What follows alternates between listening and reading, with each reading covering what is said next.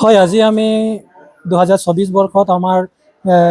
লংচাল কৰম পৰৱ আমি অনুষ্ঠিত কৰিছোঁ আৰু এই কৰম আমি যোৱা 12টা বছৰ আমি অতিক্ৰম কৰিছোঁ আৰু 12টা বছৰ অতিক্ৰম কৰাৰ পিছত আমি আমাৰ যিসকল আমাৰ বুদ্ধিজীৱী আমাৰ লংচালত আছিলে তেখেতসকলৰ ভিতৰত অন্যতম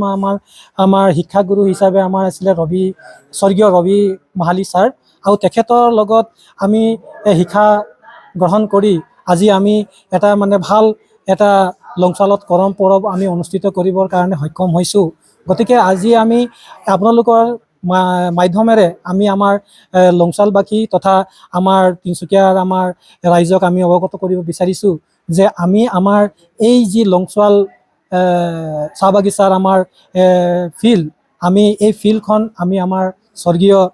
ৰবি মাহালীৰ নামত আমি উৎসৰ্গা কৰিছোঁ আৰু আমি যোৱা কেইদিনৰ আগতে আমি এইখন ফিল্ডৰ নাম হিচাপে আমি স্বৰ্গীয় ৰবি মাহালী সমন্বয় ক্ষেত্ৰ বুলি আমি নামাকৰণ কৰিছোঁ আৰু আমি ভাবোঁ যে আমাৰ স্বৰ্গীয় ৰবি মাহালীৰ নাম যাতে ভৱিষ্যতে উজ্জ্বল হৈ ৰওক তাৰে আশাৰে আমি মানে তেখেতৰ নামটো আমি তেখেতক শ্ৰদ্ধাঞ্জলি হিচাপে আমি দিব বিচাৰিছোঁ।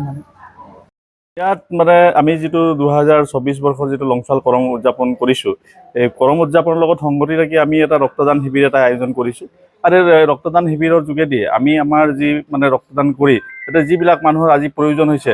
অকণমান হ'লেও কিঞ্চিত হ'লেও তেখেতসকলক সহায় কৰা এটা প্ৰয়াস কৰিছোঁ। আমাৰ প্ৰথম কাৰ্যসূচী হৈছে আমাৰ 14 ছেপ্টেম্বৰ আৰু দ্বিতীয় কাৰ্যসূচী 15 ছেপ্টেম্বৰ। 14-15 দুদিনীয়া কাৰ্যসূচী। বিশেষত্ব এটাই আমি 13 বছৰ ধৰি আমি এই কৰমখন আয়োজন কৰি আছোঁ আৰু ইয়াত এটাই কথা আছে, সকলো জাতি ধৰ্ম বৰ্ণ ভাষা নিৰ্বিশেষে আমি সকলোৱে মিলা প্ৰীতিৰে আমি কৰমখন অনুষ্ঠিত কৰোঁ আৰু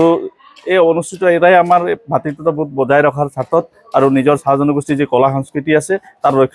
ৰক্ষণাবেক্ষণ দিয়াৰ ক্ষেত্ৰত আমি এই কৰমখন আয়োজন কৰি আছোঁ। এই আমাৰ বাৰ্তা কৰমৰ যোগেদি।